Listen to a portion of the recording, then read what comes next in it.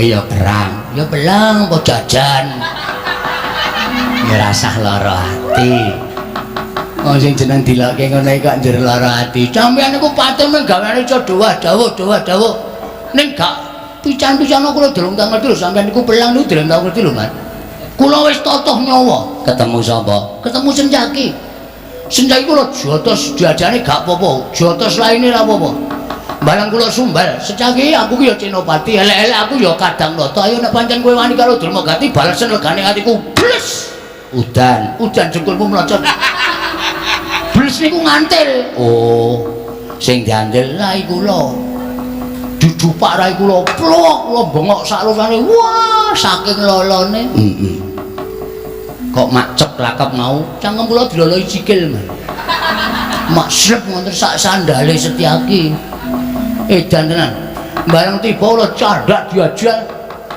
kali dhewe niku dicekel sirah kula bleseke nggen lemah set ngoten diantem Senjaki dudu Senjaki lah sapa tangane gedhe kaya menungso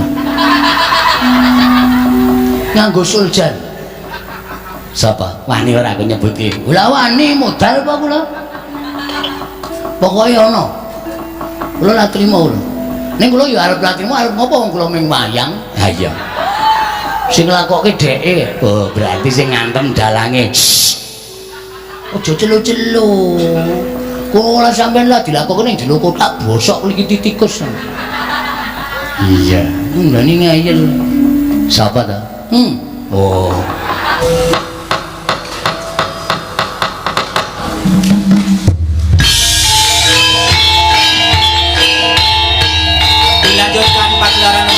semalam suntuk oleh Ki Dalang Seno Nugroho. Selamat menyaksikan.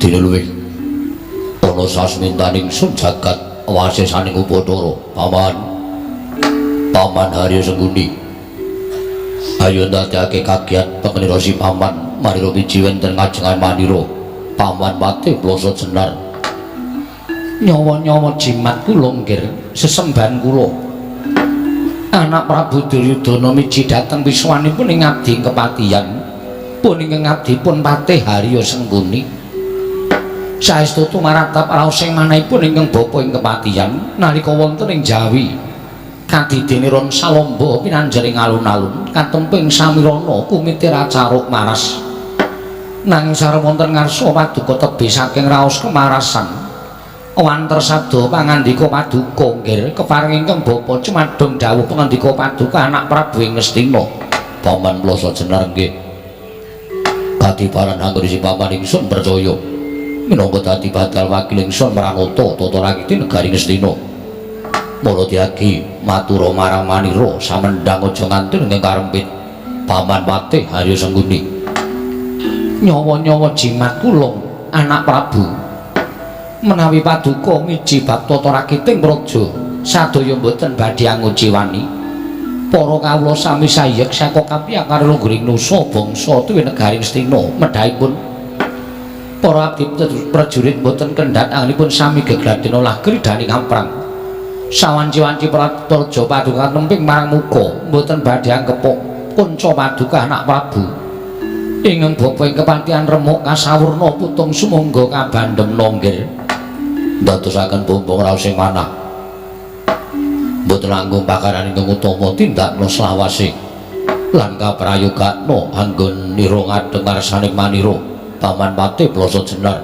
kula non anak Prabu sampun mboten kirang prayogi piswanipun ing abdi kepatihan ing Plasa Jenar nggih kawula non bapa Ngrembanduna sarawujeng andika bapa ing Sukalima ingkang putra ing Ngastina ngaturaken karaharjan arawujeng andika wonten Praja Ngastina bapa Ngrembanduna bapa ing Sukalima astaka swala sila bertapa swal gimbal sumorante hawala lha nuni nggih Ger tansah pinangan kawidadane ring sambikala swanipun ingkang bapa ing Sukalima mangga widodane skala sowan kula namung paring ingkang bapa ngaturaken pudya pangastawanipun ingkang bapa kunjuk kersa paduka anak Prabu ing Ngastina Ger anak Prabu Duryudana kula tambiha karya bombong raos ing manah amawahana kabagyaning lair batos kula Mboten langkung kasekecakno anggen ngandika lenggah bapa Banduna. Kula nak nan. Sampun mboten kirang prayogi pisuwanipun ingkang bapa ing Sukalima wonten ing Datul Negari Ngastina dinten sak mangke menika nggih. Miwah Kakang Prabu Karna ing Awangga. Mugi kasekecakno anggen ngandika lenggah wonten madyaning Datul Negari Ngastina. Ka Prabu Karna Basusena. Yayi. Sampun mboten kirang prayogi pisuwanipun ingkang raka ing Awangga. Namung keparenga kula ngaturaken salam taklimipun ingkang raka kunjuk ngersa paduka Yai Prabu Kadang kula ing Ngastina. Yai Prabu Duryudana. Kula tampi karya bombong raos sing manahipun ingkang rayi. Mboten langkung kasekecakno anggen ngandika lenggah Ka Prabu Karna Basusena. Sampun mboten kirang prayogi pisuwanipun ingkang raka ing Awangga. Apa dene sira Dimas Kartomarma prayogakno nggone siadi ngadhep ngarsai Kartomarma. Lho iki diwaji sampun boten kirang prayogi pisuwanipun ingkang rayipun Kartomarma. Namung derelan sak sampunipun kepareng kula ngaturaken sembah sumangga ming pangabektinipun ingkang rayi kunjuk sandhap padha paduka Kanjeng Koko Prabu. Ndak tampa siadi atur bekti lawan pun Kakang. Ora liwat pangestunipun Kakang tampanono lan mratakno mereka danging sun Parasata Kurawa ing bodhang gandung sibuk. Lantatanan para kawula nayaka punggawa aja nganti ning padha saur manuk jeneng manirana diambabarake wigatining pasewakan. Lho menapa sampun paduka jawuhaken badhe kula candhi nggo jimat Koko Prabu semban kula. Nun mangke Rama Prabu Mandaraka sarawuh paduka Rama Prabu ingkang putra ngaturaken pasegan panakrami kunjuk sandhap padha paduka Rama Prabu Mandaraka. Rama Prabu salya sesembahan kula Rama Prabu. Jagat wasisaning Ubatara wayah tur jagat inggih. Kula tampi karya bombong raos sing manahipun ingkang Rama ing Mandaraka. Anggen paduka ngaturaken pasegan dhateng tiyang sepuh. Akarya bombong raos sing manahipun ingkang Rama ing Mandaraka. Namung kepareng ingkang Rama ngaturaken pudya pangastawanipun tiyang sepuh kula aturi nampi nggih. Anak kula, anak Prabu Duryudana. Kula tampi kula cancang pujaing weni dumawaing wijang Rama Keting Werdaya saestu andadosaken cahya nur cahya daging rakayuwanan. Ingkang mekaten Rama Prabu ingkang putra ngaturaken panuwun ingkang tanpa pindhan. Dene dinten samangke paduka Rama Prabu kepareng rawuh wonten negari Ngastina. Mituruti menapa ing sampun kula aturaken lumantar nawala bilih rek lenggan sak mangke kula hamboyongi dhateng rawuh paduka Rama Prabu ing Mandaraka jagat wasisaning Ubatara wayah tur jagat. Nggih wonten timbalan ing adhau. Sasampunipun ingkang Rama nyurasa nawala ingkang sampun paduka paringaken dhateng Rama ing Mandaraka kumejut raos sing manahipun ingkang Rama ing Mandaraka. Dene dinten sak mangke jengandika anak kula ing Ngastina nimbali sowanipun ingkang Rama ing Mandaraka. Anak Prabu wonten menapa dene kadingaren ingkang Rama dipun boyongi sowan wonten negari Ngastina menawi wonten perkawis tumunten kababarna menapa wonten ing pasewakan negari Ngastina menika mangke badhe ngrembak tata kaprajan miwah negari Ngastina menapa wonten ingkang badhe anjungkeng kawibawanipun anak kula ing Ngastina. Nggih. Wiwit saking negari Mandaraka prapta negari Ngastina mboten wonten ingkang gumana musik salebeting manahipun ingkang Rama ing Mandaraka kejawi namung enggal kula nampi sabdanipun anak inggih mekaten ingkang Rama ing Mandaraka nedya nganglungaken jangga nelingaken karna mastuti sabda tama ndika anak Prabu Ngastina anak kula Duryudana. Monggo kula triyambabaraken ingkang sejati pasewakan menika ngrembak perkawis menapa. Nggih, anak Prabu Duryudana dadosaken bombong raos sing manahipun ingkang putra Ngastina. Dene mekaten wiyosing pangandika paduka Kanjeng Rama Prabu Mandaraka. Nyatanipun menika sampun dados kewajibanipun ing Rama Mandaraka. Nggih. Kula sampun titip getih setetes daging setampel. Anak kula Banawati sampun pinengku minangka dadi garwa ing Ngastina. Mila sampun ngantos anak Prabu menika miji dhateng sowanipun ing Rama Mandaraka ing Wancirina nadyaning Wanciratri kula boten badhe selak. Monggo kula aturi paring dawuh ingkang tetela. Wonten menapa dene jenengan dika anak kula ing Ngastina ngawontenaken pasewakan ingkang beneh kelan adat ingkang sampun nggih. Rama wonten timbalan. Mboten kanthi kanyono-nyono. Ingkang putra ing Ngastina dinten sak mangke nglampahi lelampahan ingkang boten kekirangan. Namung kula menika selaminipun gesang dereng nate saged anampi wujuding kanugrahan. Namung boten kanyono-nyono.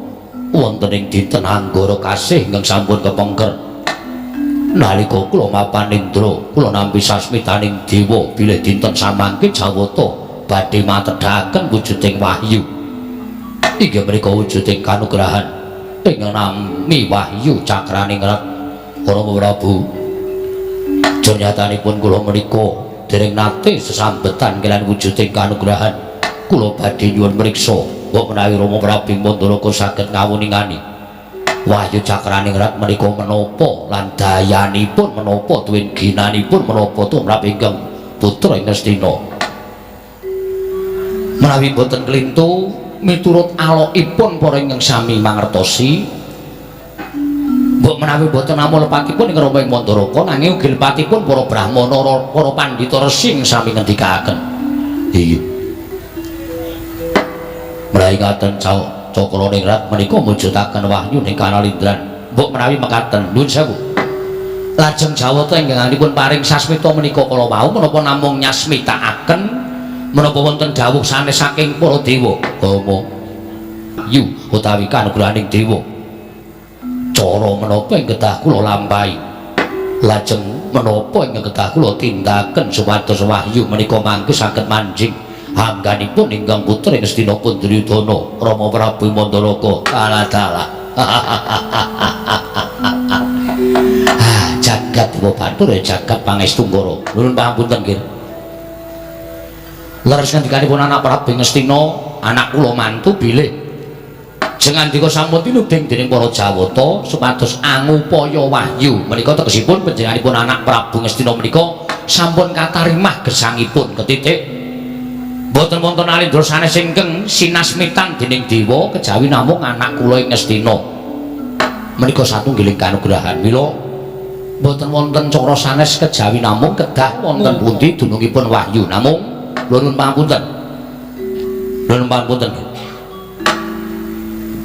wahyu menika dumawah wonten ing jagat menika ingkang kedah nampi sak ngertos kula inggih menika namung pitataning jalma unusaning titah mantasaning menungso menika kedah nampi wahyu sebab jarwa dosaipun wahyu menika kanugrahaning dewa ingkang pinaringaken dhateng titahipun ingkang sampun saged nglampahi gesangipun kanthi sae netepi kewajibanipun kanthi sae tegesipun yen dadi ratu ya dadi ratu sing becik yen dadi patih sing apik yen dadi pendhita ya dadi pendhita sing becik menika badhe nampi kanugrahaning dewa ning nuwun sewu tuwuh tandha pitakon salebeting manahipun ing Rama ing Mandalaka jengandika kok pinaringan sasmita badhe nggayuh kanugrahan menika kula nuwun sewu mboten ngiyas lho nggih mboten ngiyas kula mboten ngilani mboten mugi-mugi dewane ora kleru alamat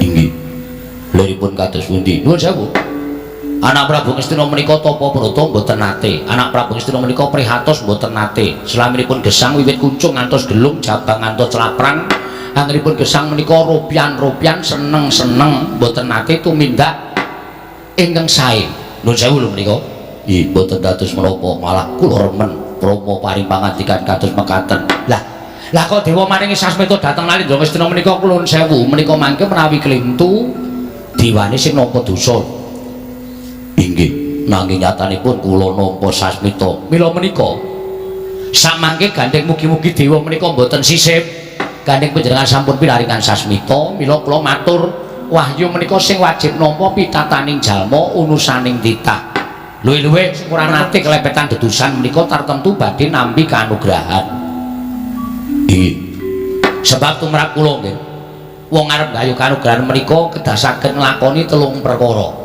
menika kemawon dereng kantenan pikantuk kanugrahan 3 perkawis menapa kemawon inggih menika ing sinebat lila wani lan kurban Lila menika menapa? Lila menika tegesipun piyambakipun akhiripun gesang wonten ing alang padang menika sampun lila dhateng pejah gesangipun. Emut yen to urip menika mboten tuku, ora utang, ora nyilik. Urip menika namung dipun paringi sing gawe urip. Mula wong urip ning alam padang menika lila tegesipun ikhlas lahir batusipun. Sugih ya lila, melarat ya lila, bungah ya lila, sedih ya lila, rekoso ya lila, kepenak ya ikhlas. Menika wong urip. Inggih. Monggo raca-racaipun tiyang gesang sak mangke menika sampun boten ikhlas dhateng gesangipun. Contonipun kados menapa? Lho kathah. Contonipun kathah. Upami kula tak matur, ana wong kepenak sithik wae ngucapake syukur karo sing gawe urip wis ora gelem. Ning ngrekoso rong dina wae le nyebut sing gawe urip nganti kaya metu-metu telake. Inggih, menika wong urip ning alam padang. Menika tegesipun gesangipun boten lila. Ategesipun gesang wonten ing alam padang menika boten ikhlas kaliyan ingkang peparing. Lajeng wani. Wani menika semang-semang samar-samar mengko gek menika sampun boten badhe sumandhing.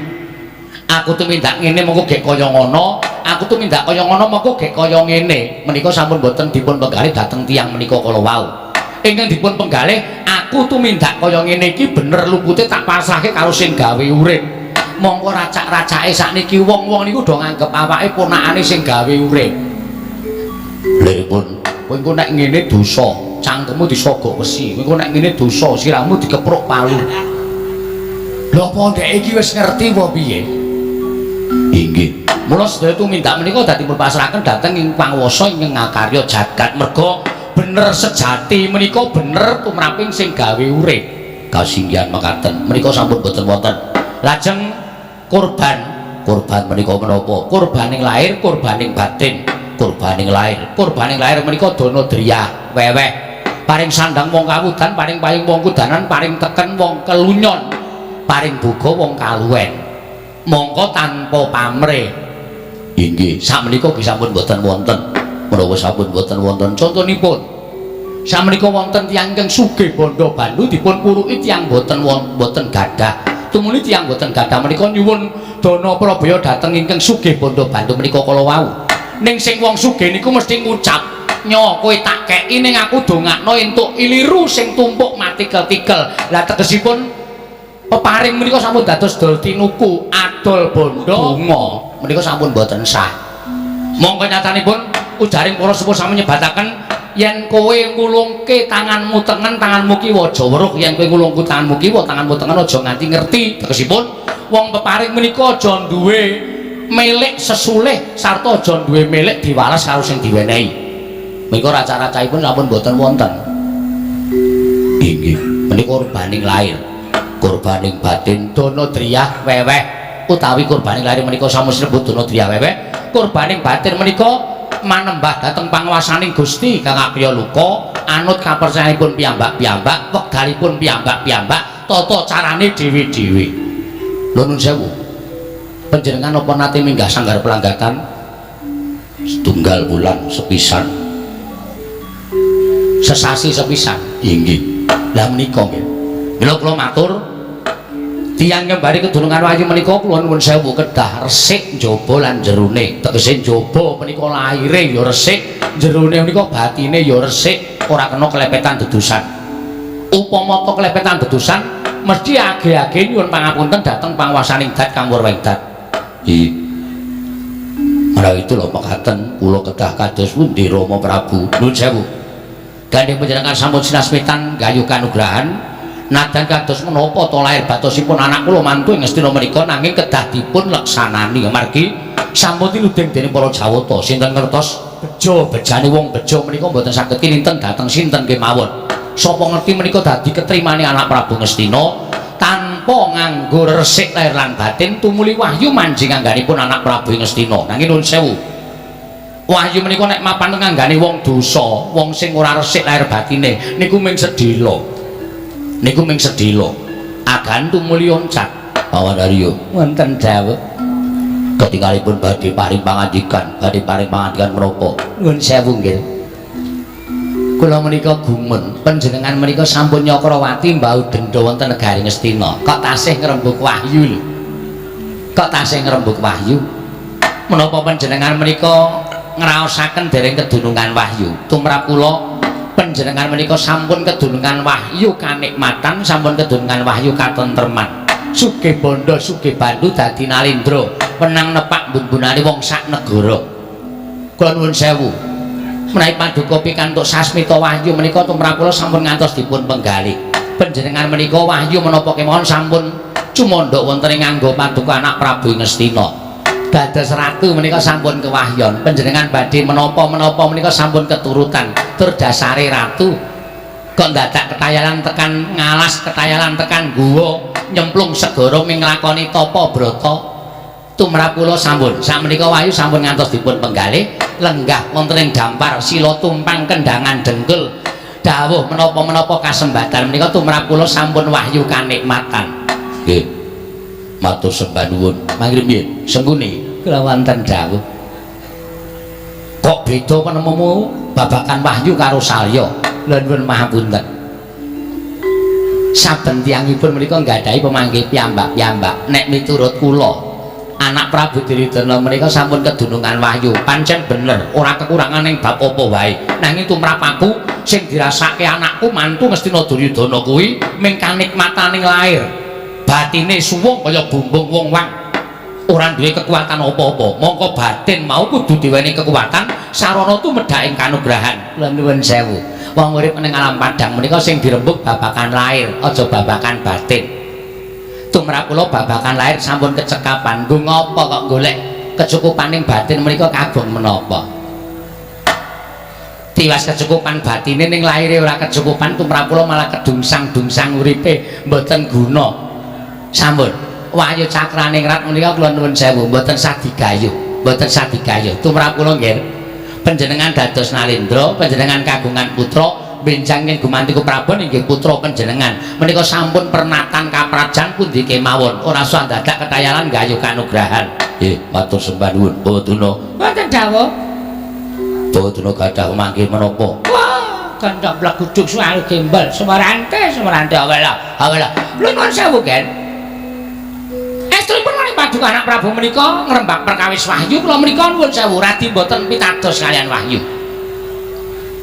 Bawaduna boten pitados kaliyan wahyu sebabipun menapa? Kula mawi dasar. Sedaya para lenggahing sami mapan wonten daturya menika. Sinuwun Prabu Salya, Adipati Harya Senguni sami ngrembak perkawis wahyu monggo. Ning nuwun sewu, menawi Begawan Duna dipun dawuh supados ngrembak perkawis wahyu menika, kula nuwun sewu kula boten pitados. Kosik to Kakang Duna sampeyan ki pendhita kok ora percaya karo wahyu. Lho, penemune wong ki dhewe-dhewe kok Adipati. Penemune wong ki dhewe-dhewe. Para brahmana liyane do percaya karo wahyu kok sampean ora percaya. Monggo. Perkara pendhita brahmana resi kabeh liyane padha percaya karo kanugrahan, ning aku tumrap aku rada ora percaya. Ora mung rada ora percaya. Dasarmu apa kok rada ora percaya? Aku tak takon karo sampean. Sing wis tau tate gayuh kanugrahan, sing wis tau tate kedunungan kanugrahan. Aku tak takon karo kowe. Wahyu ki wernane apa? Wujude apa? Lanang apa wedok? Ayo wangsulan. Lho wahyu ki seprene iki ya urung ana sing ngerti wujude apa. Nah, tegese wahyu ki mung pengaran-aran. Ora iso digagapi wujude apa? Kaya ngapa? Wujude apa abang, apa putih, apa ijo, apa biru. Ora ana sing padha ngerti. Mung padha ngarani iki jenenge wahyu, Kancakrani wahyu Cakra Diningkratan. Wahyu Widayat. Sing ana ki wahyu Cakra Ningrat. Lah mau kok disebut Cakra Diningrat? Ning nggonku dalane kuwi. Ha iya. Ya wis ora apa-apa Kakang. Kuwi kabeh ora ana wujude, kuwi kabeh ora iso digagapi. Aja ngeyel. Wahyu niku ana. Monggo. Kula ya bakal percaya nek wahyu menika pancen ana. Waton kula iso gagapi wujude. Lah nek sampean kepengin ngerti wujude, sampean mesti tau tate teng Karang Pradesan. Lho, Karang Pradesan enten apa? Nek wonten wong do milih dadi pengareping desa utawa lurah nika. Nika mesti wong-wong desa do turu teng pinggir sawah mung ngenteni cloroting pulung wahyu sing tiba ning calon lurah sing eneng desa niku. Nyatane ya numusi tenan. Wah niku jenenge masyarakat kurang gawean. Lho kok iso ngoten. Lah wong turu nang omah wae kepenak kok dadak turu nang pinggir sawah. do ngenteni Clorot. Dek Pate niku dudu napa-napa. Nek niku jenenge lintang alian. Ora sang dadak ngenteni pilihan lurah. Sampeyan niku nek ora ana mendhong nglekar teng lapangan. Mengke tengah wengi jam 12 jam 1 mesti teng Clorot kok banget ora karuan niku lintang alian. Niku Clorote tekan ngisor. Niku wong golek kodhok. Ora kok lintang alian. Niku lho sing batrane tekan bathuk. Nggih, nggih. Niku anggere mengo ya Clorot. Ngomong golek kodhok Clorot kok diarani Wahyu. Wis sampean niku pancen ngeyel kok. Nek saniki nek pancen sampean ora percaya karo kanugrahan niki mboten perkara percaya karo ora. Nggih. Ning sampean kudu iso menehi penemu anak Prabu Duryudana menika nuwun sewu entuk sasmita babagan kanugrahan. Piye carane kanugrahan menika iso tinampa dening anak Prabu Ngastina? Kanugrahanipun namanipun Wahyu Cakraningrat. Menika wahyu ning ratu saged nurunaken wijining nalindra wonten ing Nusa Jawi. Nuwun sewu, Ger. Menawi padung anak Prabu menika sajak rekaos ngenipun badhe gayuh kanugrahan, menapa mboten langkung prayogi kula nggadahi go pratikel menawi anggen paduka gayuh kanugrahan menika kala wau dipun wakilaken kemawon, Ger. Dipun wakilaken kados pundi? Lho, dipun wakilaken sinten ingkang trep lan pantes boyong kanugrahan menika kala wau tumuli kaparingaken dhateng jengatika anak Prabu Ngastina. Bosik Durna, bosik. Kowe aja ngawu gawar ngawur. Ngendi ana lumrahe ngatasé wong gayuh kanugrahan kok diwakilke kuwi ora bakal iso nglakon. Lho, menika mbok menawi kok. Anak Prabu Ngastina mboten purun tapa brata, mboten purun prihatos. Lajeng ing prihatos upaminipun Adipati Harus ngene menapa kula menapa anak Prabu Karna. Tumuli kula pikantuk kanugrahan. Tumuli wayu kula aturaken. Menika nggih saged to. Lah dalah kuwi cara tatanan ngendi? Cara tatanan Sokalima. Kowe iki aja ngeyel. Ora ana alame sak suwene aku urip ning alam padang kok wahyu kok gayuh kok diwakilke. Menawi mboten saged dipun wakilaken samenika ngaten mawon. Gane anak Prabu Duryudana menika kagungan putra. Monggo jare Wahyu Cakraningrat menika nuwun sewu wahyu ning ratu. Anak Prabu Duryudana mboten pikantuk kanugrahan mboten menapa-menapa. Ning turune anak Prabu Duryudana menika saged gayuh kanugrahan Wahyu Cakraningrat. Menawi turunipun anak Prabu Duryudana inggih menika wayah kula Lesmana Mandrakumara pikantuk Wahyu Cakraningrat. Tan wurung mangke Lesmana sasampunipun gumanti keprabonipun tiyang sepuhipun badhe nurunaken wijining nalindra wonten Nusa Jawi menika. Sinuwun Prabu Salya. Nggih. Sasampunipun jangandika Penembahan Sokalima paring dawuh mekaten. Kadi dene lumampah panci peteng bapak obor sastra biar padhang raos sing manah kula. Prayata panjenengan mathuk menawi sampun aturaken. Kula rajang, kula cumandang, kula mathuk tuwin kula gathuk kaliyan panggipun Bapak Penembahan Sokalima. Wah, syukur nggih, syukur. Mangke rumiyin nggih. Kula nuwun sewu menawi jangandika menika badhe pasrah dhateng Kang Putra babakan Wahyu Cakraningrat. Nuwun sewu lho mboten ateges kula menika ngiyas dhateng wayah kula pun Raden Lesmana. Panjenengan prisa piyambak lagak lagu-lagianipun ingkang putra. Menapa sekintenipun ingkang putra mangke saged kasembadan gayuh kanugrahan. Kedah wonten ingkang ngampingi lampahipun anak kula Lesmana Mandrakumara. Mila babagan menika kula pasrahaken Bapak Penembahan Durna. Syukur anggenipun badhe mulang muruk dhateng anak kula Lesmana Mandrakumara. Babagan gayuh kanugrahan Wahyu Cakraningrat. Lha inggih ngestaken dawuh. Aja mung waton sagu lho Begawan Durna, aja mung kandheng ning pangucap ning kababar dadi pakarti. Yen tanpa mbok mulang putu kula Lesmana Mandrakumara ora bakal bisa kedunungan Wahyu. Oh inggih, mbok sekedhik mangke kula badhe nuturi. Caranipun tiyang badhe gayuh kanugrahan niku Wahyu Cakraningrat. Kuwi tenan aja mung kandheng ning pangucap lahir batos sinuwun mboten badhe dora tak matur dhateng sampun sinuwun Prabu Salya ing Mandaraka. Pamandarya wonten timbalan.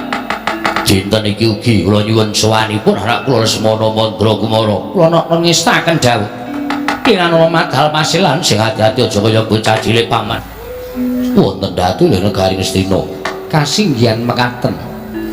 Tumuli katimbalana ingkang sekawit boten purun sowan. Nanging radi kula jiat tumuli kula aturaken ngersa maduka anak Prabu kula sowanaken ngersanipun anak Prabu ing Ngastina. Paman kula sejenar aja sok tumindak kasar lawan atmajaku Lesmana Mandrakumara. Nun inggih sedaya kalepatan diagung pangaksa minggir anak Prabu. Nggih. Anak andung Anindita. Bocah mursid isa mikul dur mendeng jero karo wong tuwa. Lesmana padha kandirarja sapraptamu. Anakku Lesmana Mandrakumara.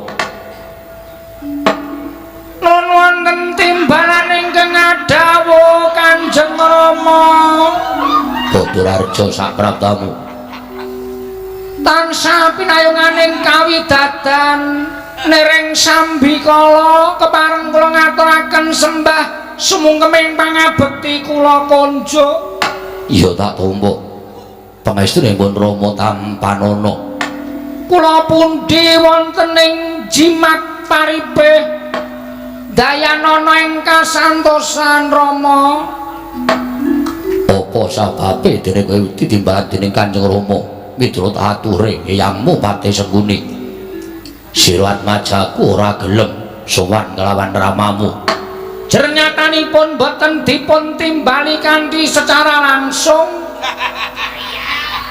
namung lumantar eyang mate mila raos kula tidha tiken kula badhe sowan ngersa maduka Kanjeng Rama lahir batin nggon kumiji lawan anakku lanang matur sembah nuwun Rama. iya kula rak sampun matur to nggih kula menika mboten goroh ingkang eyang Plasa Jenar mboten badhe tumindak goroh Nggih yang mate nyuwun pangapunten ing sakalangkung kathah. Mboten dados menapa, mboten dados menapa. Putuku nggih Padhararja saprabdamu. Sinten menika? Eyangmu Salya ing Mandaraka. Oh, Kanjeng Eyang Salya. Wilujeng yang kemareng kula ngaturaken sembah pangabekti kula konjo. Ya tak tampa pangestune Eyang Tampanana. Kula pundi enggo jimat paripe Dayanana ing kasantosan. Prayoga nunggu ngadhep ngarsane wong tuaku yo nggih. Sampun boten kirang sekeca Eyang. Oh, putuku nggih. Putuku Lesmana Mandraku marang Padhararja saprabdamu ana ing datul negara Ngastina iki. Lesmana. Eyang Penemban Duran Durna. Nuwun mangapunten ketrikel. Ora apa-apa. Durna. Eyang Penemban Durna wilujeng bekti kula konjo. Oh iya tak tampa. Pangestune mbahmu Tampanana ya, Lesmana. Kula pundi engga jimat paripe. Sejatosipun kala wau kula nembe dolan dhateng Sukalima. Loh, kowe malah iki mau lagi dolanan ning Sukalima? Nggih, nanging pertapan suwung mboten wonten sinten-sinten namung Mbah Putri teng Jawi. Mbahmu Putri ning jaba. Wis ben ra apa-apa kae ora bakal lunga tekan ndi-ndi. Ya meneh sak kiwa tengening pertapan Sukalima wae. Nggih, kula wau ngerti Mbah Putri ditumpaki cah cilik-cilik. Ya wis ben ra apa-apa karo Mbahmu Putri iki wis ora rosa, mula isane ya mung ditumpaki cah cilik-cilik. Nggih. Aku wis ora tau aku. Nggih, Yang. Prayogane nggonmu lungguh ya, Lesmana. Sampun mboten kirang sekeca. Lesmana Padhararja saprabdamu. Siwa Karna Basusena. Iya. Wilujeng bekti kula konjo Wokar piye? Karna. Iya tak tampa pangestuku Tampanana. Kula pundi nggo jimat paripe Rama menapa badhe paring ganjaran menapa badhe paring pidendhan dhateng ingkang putra pun Lesmana Mandra Kumara kaget sotaning marang kula tinimbalan sowan wonten ing datul negari Ngastina Kanjeng Rama. Lesmana Wonten dawuh dirembuk kanjeng Datul ya ngrembug perkara wahyu. Lho. Wahyu. Iya. Pripun wahyu pegatan apa dos pundi? Dudu wahyu jeneng wong nanging kanugrahan. Mula dereng paham. Kanugrahan menapa Rama? Wahyu cakraning rat ing dipasrahake sarta pun Rama nampa sasmita saka dewa. Yen pun Rama kudu golek kanugrahan kang aran wahyu cakraning rat. Wahyu cakraning rat. Iya. Dayanipun wahyu menika kinarya menapa? Bakal pinardawa kamulyaning wong atuhamu. Turun-turunku bakal dadi nalindra. Mekaten Rama. Iya. Lajeng kersanipun gandeng wong atuhamu ramamu wis ora kuat nglakoni tapa brata sarta prihatin. dina samengko utusan sarta dadi rembuganing para pinisepuh yen to ingkang kudu golek wahyu dudu kok pun Rama nanging sira kuluk Lesmana Mandra Kumara kula ya kula kedah pripun golek kanugrahan caranipun kados pundi Rama slaminipun gesang kula menika mboten nate gayuh kanugrahan eyangmu saka lima ingkang bakal nuturi lawan kowe Lesmana wonten dawuh Eyang wahyu kuwi kok bakal tumurun ning wana Krendayana miturut sasmitaning dewa wahyu kuwi mengko bakal tumurun ning wana Krendayana lah kowe kudu nglakoni tapa ning wana Krendayana tapa bener prihatin semedi wo pinten jam lho ora jam nanging kuwi ukurane dina miturut pitunganing para pendhita pitunganing para brahmana wong lakoni semedi kuwi paling sithik suwene 40 dina 40 bengi kowe engko nglakoni semedi ning tengahing wana Krendayana oh inggih sago ta inggih sagah bagus nek pancen sago tegese kowe niat gayuh wayu cakraningrat inggih kula nyuwun rencang 3 Tapa ki ora entuk ana kancane, ora entuk ana ruwange. Lah kok dadi golek kanca kok dadak diitung 3 ya arepe piye? Kangge cegah lek kalian kula genep sekawan tak saged remi. Hus. Walah anak ratu kok senengane kaya ngono lho. Namung nganggo etungan kok mboten mawi arta ning ora kena. Sing jeneng tapa brata apa ta sebut tapa kuwi sak tata wong papa tegese nglakoni kaya dene wong papa Ngulandara wong ora duwe papan wong ora duwe dunung wong ora iso mangan wong ora iso ngombe wonge papa Ngulandara kuwi nglakonono kaya wong tapa oh ngaten menawi mengaten kula nggih mboten mangan mboten nedha mboten ngunjuk ora kawan dosa dinten aduh kula pamit pejah kemawon Yang lho kok dadi pamit mati ki piye meng tapa 40 dina 40 kok pamit mati kula menika nggadahi mah piye sakit weteng niku lho Yang nek mboten maem sedinten kemawon weteng kula perih kok kon tapa 40 dina 40 bengi niku padha karo kula nglalu. Wes malah sing jeneng wong tapa kuwi aja gagas mati karo urip. Mergo wong tapa kuwi wis dipasrahke marang panguwasaning dat Campur Wendat. Upama mukti ya mukti, upama mati ya mati. Tegese wis ikhlas karo lahir batine. Ngono kuwi wong lakoni tapa. Yang bate pripun Yang? Lah monggo dipun penggalih nek kinten kiyat ya dilakoni nek mboten kiyat inggih mboten dilakoni. Monggo teng alas niku piyambak dhewe. Alah.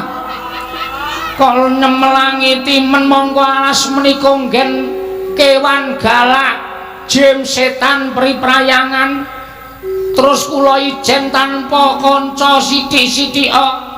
Mboten beto napa-napa wis ngelih dumadakan ditubruk singa Rama kok kedah ngaten lampahan ingkang kula sandhang kowe kudu kuat yen kowe kepengin dadi ratu lan turun-turunmu besok iku dadi Narendra kowe ora kena gresah gresula kabeh mau minangka dadi panggasah pangungkaling jiwa nggonmu bakal dadi calon Narendra ning negara Ngastina.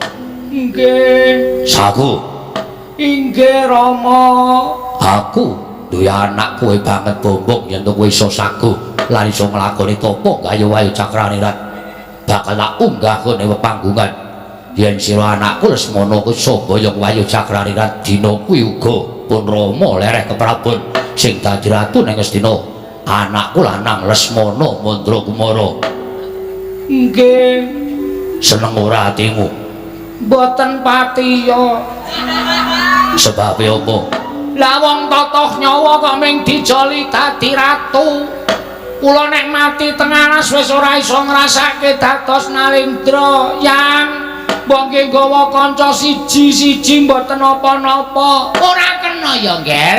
Tetepno pangestimu kowe kudu wani lan kowe kudu iso nglakoni. Ya.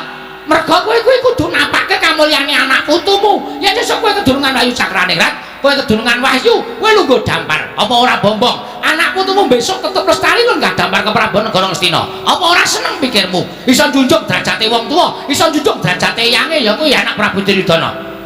Kowe dadi anak sing bakal iso nyuwargake karo wong tuwa, Nger. Lesmana Mandra Kumara. Inggih. Piye?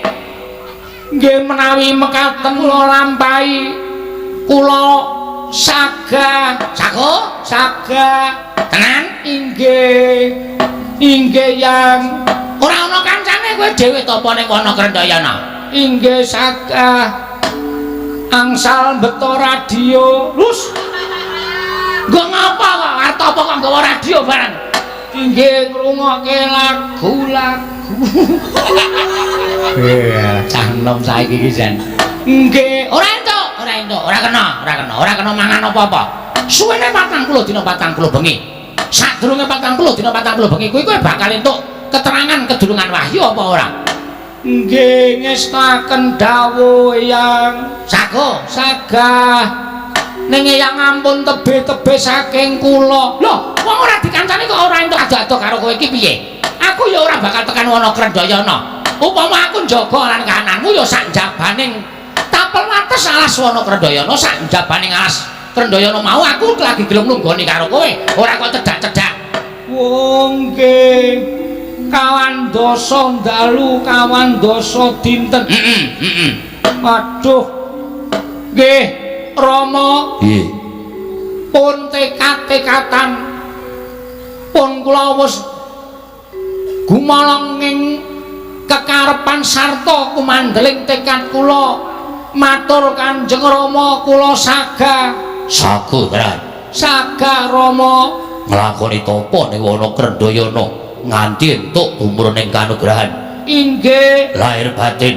Lahir batos Kanjeng Rama. Anakku Lesmana Mandra Kumara.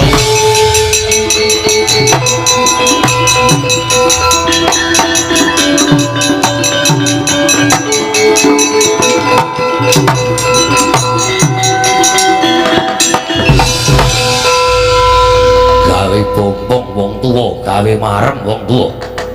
Ya kaya ngono kuwi anak sing iso mikul dhuwur mendem jero karo wong tuwa. Nggih nyuwun pamit madhal paselan.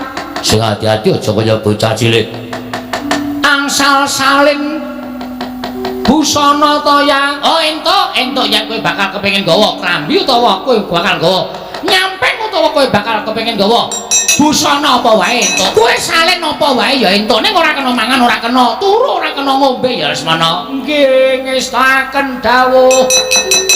Sekalian kula manggawake mori. Loh. Nggo ngapa? Radi jembar nggih Yang sing setunggal golek mek lingguk, sing angka kalih nggih buntel kula. Kowe iki aja omong kaya ngono to Lesmana, kowe iki tetekno atimu. Kuatno lahir batinmu. Aja goreh rongeh. Inggih ngestaken dawuh. Sing tatak tangguh-tanggun anak Duryudana aja wedi mati. Inggih ngestaken dawuh Rama. Kula nyuwun pamit Rama. Sing ati-ati aja kaya bocah cilik. Eyang Prabu Salya kula nyuwun pamit. Iya ya nggih, surti ting ati-ati duga-duga digawa. Pun Eyang Mandraka percaya lamun sira putuku bisa kasembadan nglakoni tapa ning wana Krendayana.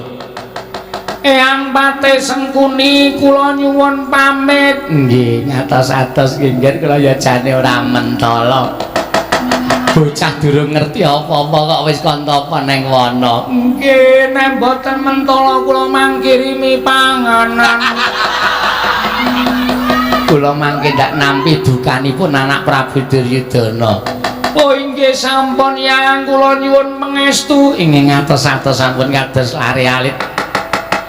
Siwa Prabu Karna Basusena kula nyuwun pamit. Lesmana. Kekarepanmu kuwi tekakno tekan tekad, mergo tekad kuwi pok ing ngarep. Wong ki wis nekat apa ingin disedya bakal kasembadan. Oh inggih ngestaken dawuh. ketemu pangestimu ya Nggir anakku bocah bagus inggih wa Eyang Durna kula nyuwun pamit sampun ngantos negaken dhateng kula lampah kula dipun odol nggih Eyang Durna oh iya mengko tatuke yen perlu nggawa para Satakura saperangan supaya padha mesanggrah ana ing tapel wates wana Krendayana sinambi jaga karo kahanan Lesmana Rama kula nyuwun pamit ora sarakis ning arep mangkat topo cangkeme mewek-mewek anak ratu kok jireh jingeng nggih mboten kula nyuwun pamit nyuwun tambahan pangestu Rama sing ati-ati aja kaya bocah cilik inggih madal paselan boten kampir wonten ing kasatriyan badhe jumujuk wonten ing wana Krendayana ya tak balak raos sing manahipun ingkang putra Ngastina kados ninggal jabang wonten tepi ning Balumbat raos kula boten mentala nyuwurupi bidalipun anak kula Lesmana lajeng kepareng paduka kula aturi ngodol lampahipun anak kula Lesmana Mandra Kumara Kurawa kula aturi mesanggrah wonten tepis wiringing wana Krendayana beto sangu sak cekapipun sami suka parisuka pesta Drawina sinambi anilingaken Karna menawi wonten menapa ing manduk dhateng anak kula Lesmana Kurawa sampun ngantos karunden damel ngestaken dawuh Bathara wonten dawuh Ger kedah netepi dhateng pangandika paduka anggenipun badhe nuntun dhateng anak kula Lesmana Mandra Kumara oh inggih putra ngestaken dawuh nyuwun pamit madal paselan ngatos-atos sampun kados lari alit Kakang Prabu Karna Yayi tanpa dipun dawuhi ing ora ngawangga kemareng badhe bidhal wonten Krendayana manunggalaken Prasata Kurawa ing wigatos njagi dhateng anak kula Lesmana Mandra Kumara kula semanggaken dhateng Kakang Prabu Karna ing awangga Prabu wonten dawuh nggih kula kanthi manjing salebeting kedaton pepanggihan catur netra marang ingkang wayah Lesmana Mandra Kumara monggo kula dherekaken Dimas Kartomarma wonten timbalan budhana kang pundha sembeng sun kundur kedaton kawula nyuwun pamit madal paselan sing Kakang Pati Udawa wonten timbalan Yayi Mas ngemban dawuh timbalan ingkang Kanjeng Prabu Indrawati yen to atmajaku ing parang Garuda anggir samba ya kusuma kilat moko bendran saka ing kasatriyan parang Garuda kula piyambak mangertos malah kula ugi mireng bilih jengandika Yayi Mas kaliyan ingkang Raka ing Widara Kandhang supados angulari wonten pundi lenggahipun anggir samba mula rasa dadak wedi kangelan dawuhing Kanjeng Prabu cetha yen to aku lawan Kakang Pati Udawa ora dikeparengake kundur marang Praja Indrawati yen to ora bareng gandeng astaning anggir samba bebasan minggar gumedhun jurang menawi perlu wana dipun sasake mawon menawi sampun ngantos wangsul dhateng negari Indrawati menawi dereng pinanggih kaliyan anak kula pun anggir samba sewang-sewangan laku monggo Yayi Mas mentang kaya gendhewa nyegat barisan Sata Kurawa Setyaki dasar para nyata Kartomarma rantak-rantak lakune Prawadya bala Sata kula wareng menyang endi lan duwe sedya apa Setyaki ana barat iki wadi tumraping sapa wae lan sapa wae ora keparengake ngerti apa to sedyaning Sata Kurawa nerajang tapel wates negara Indrawati kena tau pamake bakal nglakokake dom sumuruping banyu lho gedhe sujanamu bapakmu yen kok pancen kaya mengkono aku tak waloka karo kowe ning kowe wene ana dalan karo Sata Kurawa waton bener becik sedyaning Kurawa aku ora bakal wegah menehi marga lawan Sata Kurawa Setyaki ana barat Kurawa ngetutke ya kuwi putra Ngastina Lesmana Mandra Kumara nggone bakal mapan ana ing wana Krendayana kowe gatine apa bab perkara kuwi aku ora bakal prasaja kelawan kowe yen ngono ora bakal tak wenehi dalan kowe ngopo kok nyegat para Sata Kurawa goleki mendrane anggir samba ya anggir kusuma kilat moko nggone tindak saka kasatriyan parang Garuda didhawuhi dening Kanjeng Prabu Ndrawati kinen ngupaya menyang dilenggahi anggir samba gandeng dina samengko ora ana pawongan kang dak takoni menyang dilenggahi anggir samba dina iki aku ketemu karo Sata Kurawa mongko aku ngerti watak wantune Kurawa ingkang watak angkara budi candala ora sah dadak mbok tutup-tutupi nggonmu mlaku iki mesti kanthi duwe sedya kowe ndelikake Angger Samba ya Angger Kusuma Kirat moko kanthi pawadan kowe nderekake putra Ngastina ning sejatine kowe ndelikke putra Ndrawati. Setyaki aja ngawu gawan ngawur parap nadan wong akeh padha nyebut yen to para sata Kurawa kowe kulina tumindak angkara nanging ora duwe milik marang putri Ndrawati. Rasa kakang gunung tanpa gunung ngaku apa ora? Yen aku ngaku penak awakmu, yen aku ora gelem ngaku loro apa sing tok jaluk. Wah pancen kowe niat bakal gawe gejegan karo Sata Kurawa. Apa mbok kira aku wedi karo kowe? Kartomarmu rasa kakang gunung sing tanpa gunung ora gelem ngaku kowe ndelik Angger Samba babati gamanmu gulungi genderamu leno pangirawu tebak danamu kene marganing patimu singa leno Kartomarmu cul tayu kalah karo kowe nek dulmu ganti dulung kaluan ora usah kowe kan bebangal kowe iso ngalahke karo Setyaki bumi langit tangkep. Oke kowe iso ngalahke dulmu ganti loti tawal tangkep. Ayo umarno dadamu mate dening aku yo timbakno semplot jajamu wedian kowe lono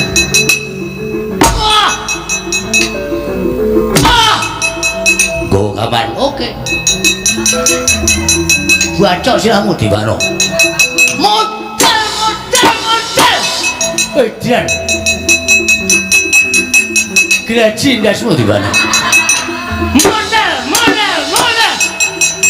kowe apa-apa dikapak-kapake gak apa-apa karmu kepiye iki? Kowe gak ngantem blas aku izin. Diplesani biaya semene aku ayo ngantem. Ngantem liya cakalemu. Ora bakal tak tinggal ucat. Dilmu ganti ora tak antem ilang bebarang.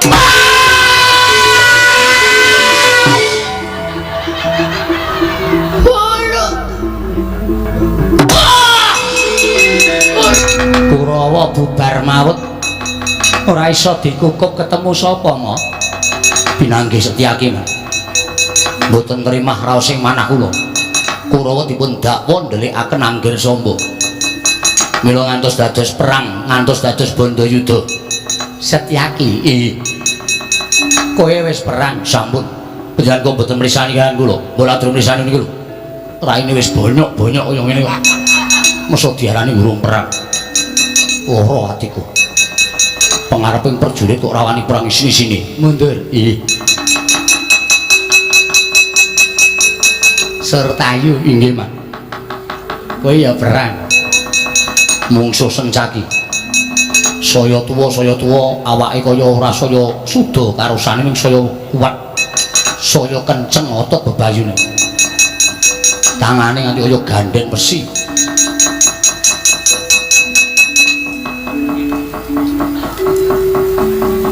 Ya perang apa jajan ya rasah lara ati wong sing jeneng dilake ngono iki kok njero lara ati sampeyan niku patem gaweane aja dawuh ning gak pican-pican kula delong tak ngerti lho sampeyan niku belang niku delong tak ngerti lho Mas kula wis totoh nyawa ketemu sapa ketemu Sencaki kula jotos diajane gak apa-apa jotos laine ora apa-apa barang kula sumbal Sencaki aku ki ya Cenopati elek-elek aku ya Kadang Nata ayo nek pancen kowe wani karo Durmagati balesen legane atiku bles udan jengkulmu melocot bles niku ngantil oh sing diandel rai kula dudupak rai kula plok kula bengok sak rusane wah saking lolone kok macep lakep mau cangkem kula diloloi sikil mak srep wonten sak sandale Setyaki edan tenan bareng tiba kula cadak diajal kali dhewe niku dicekel silah kula bleseke nggen lemah set ngono diantem Sencaki dudu Sencaki lah sapa tangane gedhe kaya menungso nganggo suljan sapa wani ora aku nyebut iki kula wani modal apa kula pokoke ana kula la trimo kula ning kula ya arep la trimo arep ngopo wong kula ming wayang ha iya sing nglakokke dheke oh berarti sing ngantem dalange aja celu-celu kula sampean lah dilakokke ning jero kotak bosok likiti tikus iya ngene ngayel sapa ta Oh. Ora wani nyebutke jenenge. Sapa sing arep maju? Citraksi. Nggih, Man. Arep maju po. Ngomong suwe. Barisan Kurawa diosak asik karo Setyaki. Ampun Suramrata jejer mrata nimbang yen padha-padha. Mrene to. Omongan kok ning jero kotak mrene. Nggih, Man. Iki mungsuhe ora baen-baen lho. Sapa? Setyaki.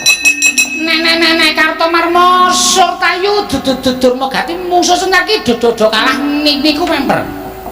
Nek Harya Citraksi jajangan dipandang sebelah mata. Bengi iki ketoke kowe arep menang. Sing kandha Aku. nek nggugu cangkem sampean, Hus. Mesti kula remuk, Man. Ning arep dikaya ngapa kula tetep netepi kewajiban. Wani mungsuh kae. Sesek nama dene amamu. Setyaki kerubutan sawadya bolon. Ndorowati Kelakon mati. Deneng asu aku wis cek minggat kono. Aku iso jantungan lho. Kowe megap-megap ngono ki aku ya melu ngampet ambegan. Kelakon aku gathah siramu Gateng. gatheng. Iki ngopo senanangane? Kakak dudu Setyaki. Iki ora mangling mantune Sengkuni. Heeh. Patih Udawa Raden. Patih Udawa. Setyaki nanti. Raden Setyaki saya sing kon ganti aku. Terus Yo, jotosan karo aku. Udawa, Piye? kowe meng Patih. Aku pangeran Patih. Kowe jen njaluk mati cara piye? Lakon tinju ngakhirat nyawamu. Raden kula tak caos prisa nggih. Piye? Menika penontone tesih kathah. Monggo sampeyan nek perang kalih kula, piyai sementen iki do batin mesti menang kula. Mergo do batin mesti menang Udawa. Ning nek nganti sampeyan menang, sampeyan padha karo ngresiki penonton wayang. Mergo piyai sementen do gelo kabeh. Gelo kula kalah, mergo kalah karo Citraksi, terus gelo kok nanggap dalang pekok. Kok iso? Lah Citraksi kok menang karo Udawa, nggih to? Terus nek nganti do gelo karo wayang, sampeyan kalih kula mlebu nang kotak ora ditanggap nganti bosok. Mang mikir. Monggo nek ajeng perang monggo menang sampeyan ya ora apa-apa, ning wayang ora bakal ditanggap karo masyarakat. Mergo dalange wis ngawur. Oh iya ya. Ayo. Lah terus apike? Apike rasa perang sampeyan mang mundur ning wayang tetep lestari. Oke. Bapak.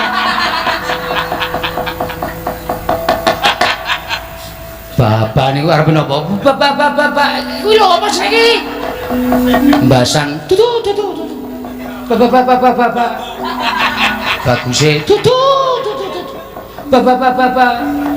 bathukmu Tutu. Bapak. Iya lah. oh baiklah Bapak baiklah. ngarmuni baik layo angel Jawa-Jawa kathok Tutu. katiasan Tutu. Kasatriyan tutu. apa to Kalau begitu oh aku tak bali, aku tak ngalah, sing penting wayang tetep merboko. sip Oke, salam perdamaian. ya Penakno lungguhmu rasa melu-melu, aku ya ora tak rasa melu-melu. amang kira takoni Patih Sengkuni Sesengkuni kok tak omongin aku wis perang tur aku wis kalah. nek ora percaya Tonyone cangkeme. oh ya Penakno salam nggo keluarga ning omah ya Udawa. ya nggih silakan dawuh Sehat-sehat kabeh to keluarga. sehat Sesuk malam Kemis nek kowe selo ning nggon aku. lho enten apa Aku elektonan. oh nggih tak undang ke penyanyi sing lemu-lemu. Nggih. Apa? Jujur. Jumat. Sip kuwi lho, jos. Pengen aku tak bali ya, Juman. Terus Udawa ngomong kali kula. Ra dadi taksi, niki penonton isih akeh. Aja nganti penonton iki bubar. Sampeyan mang bali ngalah kali kula. Mergo nek sampeyan perang kali kula, sampeyan menang, penonton sampeyan iki resik ora ono sing delok. Siji wayange ngawur, loro dalange peko. Terus saterusé ora bakal ana wong nanggap wayang, mergo wayange wis awur-awuran. Mula mbangane wayang niku mati, tidak ada yang menanggap.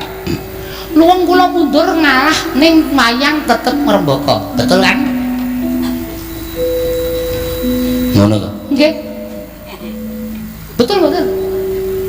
Ana minggat. Karena lu keweruh raimu iki jijik ta. Maksud lu Aku nek gagas kepinteranmu kowe iki kadang nata ning goblok. Lah wong diapusi ngono karo Udawa iki kok percaya? mboten percaya ning bareng kula nalar sa ilmiah man. Secara metode edukatif dan lokomotif. Wah iya. Lokomotif nabrak cengelmu iki. Wis mundur aku wegah mantuk kowe. Ora arep ngundang citraksi kon perang. Bola-bali ming mirang-mirangke. Nggih pun ora ngundang ora apa-apa. Wong kula ora perang ora paten.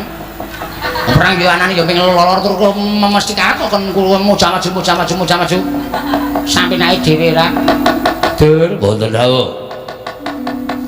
Rene le. Nggih.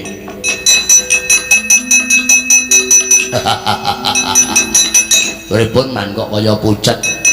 Gagas adi-adimu aku kok mumet sirahku. Nggih. Kurawa ketemu Setyaki. Citraksi napa Setyaki? Setyaki. Kurawa ketemu Setyaki. Lah kleru. Pati kok ngomong kok kleru. Ketemu Setyaki Terus dadi perang gedhil. Kurawa bubar maut ora karo-karuan kowe maju Setyaki undurna. mangke riye. Perkara gelut ki gelut ora wedi karo Setyaki. Ning jane sing nggo rebutan apa? Ming dalan. Napa dalan iki mung siji niki? Napa dalan iku mung siji niki? Kudu dadak perang karo Setyaki yen kepengin Kurawa liwat dalan mriki. Nggih ngono lho mboten. Lho lah iya, lho keh dalan liyane ning Ngalang. Ngalang ngene lek cara kula luwih becik Ngalang bangane dadi regejegan. Lho ngoten lho. Golek apike mawon. Bangane perang kali Setyaki ning nyatane kalah. Wah, tiwas nabuh tambur ngunekke slompret. Mulya brang-brangan ditonton karo para warga kawula. Negara Ndarawati Kurawa kalah kocar Kanjeng Rama mboten mirang-mirangke. Mbok sampeyan wong tuwa niku aja seneng nonton regejegan doan. Mbok golek dalan liyane wong kula niku dijak Ngalang ya ora ngresula sampeyan niku malah gawe perkara. Nggo, liwat dalan liyane aja liwat dalan mriki. Oh, kurang Kamu sarta widodo nggonmu nglakoni tapa brata aja gelo atimu yen aku juga raking nggonmu laku prihatin Lesmana. Nyuwun pangapunten panjenengan menika wewe menapa sanesipun menapa bangsaning jim setan tobat. Aku kuwi dewaning jim setan priprayangan aranku Pandya Betari Durga. Wo yang Pandya Betari Durga iya pancen mengkono. Kok rawuh mriki mongko kula mboten bakar sate gagak. Tobat padake demit bae. Najan ora mbakar sate gagak nang aku kena perbawa nggonmu nglakoni tapa brata. Lesmana, kula wonten dawuh yang apa to kang mbok gayuh? Dene sira nglakoni tapa brata ning teleking wana Krendayana kene. Mugi andadosna ing kawuningan yang kula dipun dawuhi dening Kanjeng Rama supados gayuh kanugrahan ingkang nami Wayu Cakraning Rat.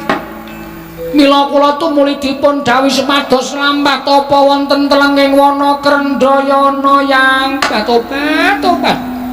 Dadi kowe nggon mlaku tapa kuwi nglakoni gayuh kanugrahan kasinggihan mekaten. Lah terus Niatmu kepiye? Dene kowe tapa nganti kawasa ngrawuhake parang panjenengan ulut. Ulun rawuh krana dandamare ke taman gara-gara Lesmana. Eyang piye? Gandeng panjenengan menika nggih Jawata, nggih dewa. Geneping Jawata Tridasa watak nawa mila. Kula estunipun boten kiyat nglakoni tapa. Kula boten kuat nglakoni priyatin.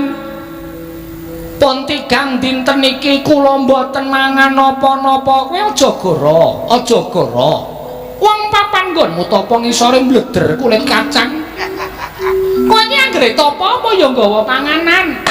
Dipun kintun medal GoFood.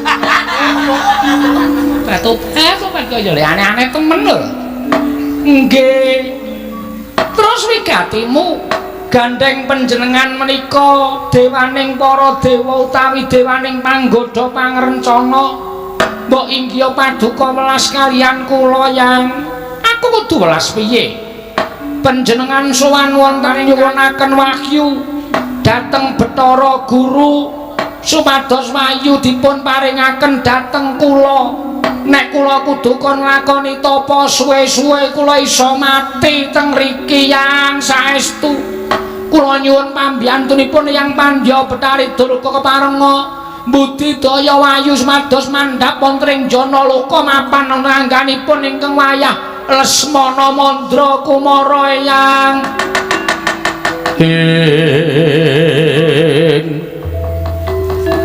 Yana tewa yen nuntuna wong aprang kasangsaran.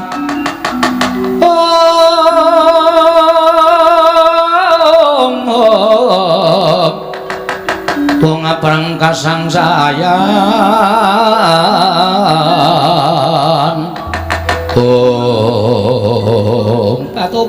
Tobat. Sejatine ora ana lah kok ngatasé wahyu kok digayuh mongko sing gayuhke panjenengan ulut.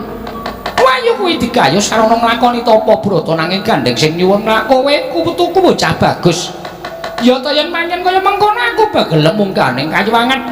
Tak suwunke wahyu cakrane supaya gelem anjing anggani putuku Lesmana Mandra Kumara ning ana syarate. Syaratipun menapa? Kowe gelem lakoni apa ora? Inggih kula purun tenan, inggih saestu yang lahir batin, lahir batos.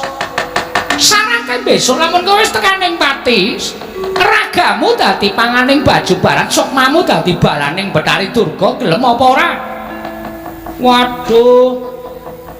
Kula dados demit. Iya pancen mengkono dadi balaku, dadi jem setan berkasaan tegese kowe ora entuk kasuwargan. Dos pundi menika mung ngari gelem apa ora? Yen gelem tak gayuhke wahyu, yen ora gelem ya wis kono gayuh dhewe. Nggih pun mboten napa-napa. Kula sesuk nek mati raga kula ben dadi panganing baju barat. Sukma kula dadi balaning Betari Durga niku sumpah kula yang kumara saeng antariksa kae sayekti dududan sinemeni ya Lesmana. Nanging kae para dewa lan para absar ingkang padha nekseni marang ucapmu wis ora usah ndak kuwatir. Aku tak munggah ning Kahyangan Suralaya tak suwunke marang Sang Hyang Pilun Jatimurti babakan wahyu cakrane mesti manjing ning anggamu. Kowe ngenteni manjing aja kuwatir yo ngger putuku bocah koso tobat. Warnane biru moyo-moyo ora mblerengi. Padange meh padha karo srating Sang Hyang Pratangga Pati.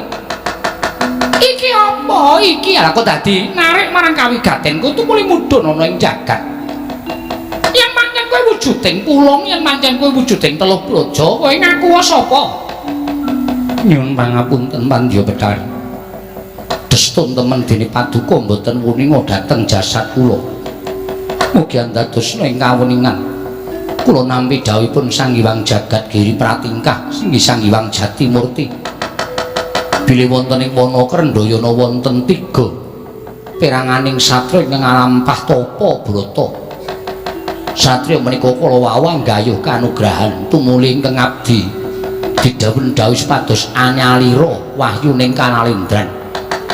tanyalira kanugrahan inggih menika kanugrahaning Kanalindran sinten ingkang badhe dados kasuwarganipun ingkang abdi sayekti menika ingkang kiyat nurunaken sujarahing Nalindra wonten ing tanah Jawi Pandya Betari ing abdipun Cakraningrat Des likur dina tobat nganti kaget atiku bareng kowe ngaku yen to jenenge Wayu Cakraningrat biyo-biyo piye inggih mila mekaten kula ngaturaken bekti kula punja tak tampa gawe legul gawaning ati ora lan pangestu Tampanana kula pundi jimat paduka piranganing Jawata nadyan kayiwanganipun mapan wonten ing jagat nanging Pandya Betari Durga menika dados jangkeping dewa Tridasa Wataknawa wonten menapa dene paduka tinggal bagi minggah sowan Sang Hyang Jagat Giri Pratingkah Cakraningrat ngerti ya kraya-kraya tunggu praptaning kayiwangan kuwi sayekti aku mung melas kawan kananing putra Nalindra ing Astina ya kuwi Lesmana Mandra Kumara nggone laku tapa ning kelenge wana Krendayana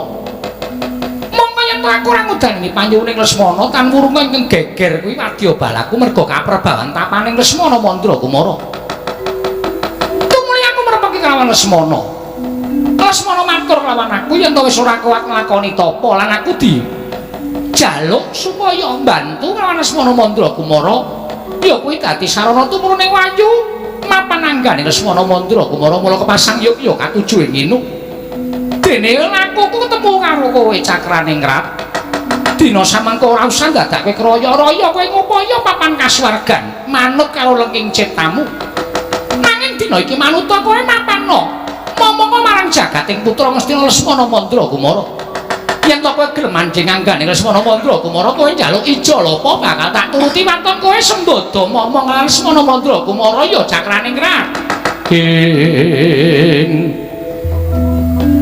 kakyat risang kapirang uri nangkul kinempit kempit dosang reknaning bawana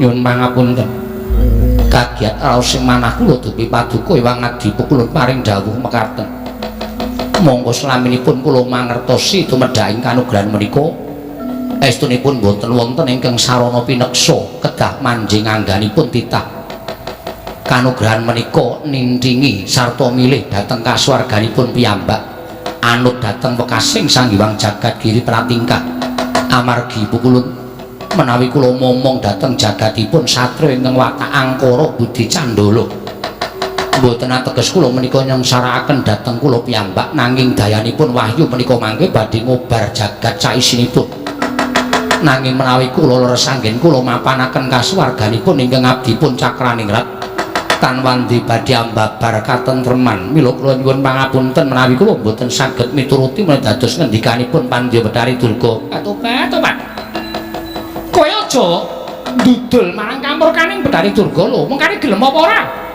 kowe mengkari gelem apa ora gelem ayo tak boyong nanging yen ora apa kelakon aku bakal ngrudo parepeksa karo kowe kowe ngerti watak-wantu ning Betari Durga yen to aku wis duka tobat aku ora mawas sapa kowe ora manut karo pangrehku aja takon dosa kowe bakal ngrudo paripeksa karo kowe nyuwun pangapunten paripaksa kula nilar papan mriki mawon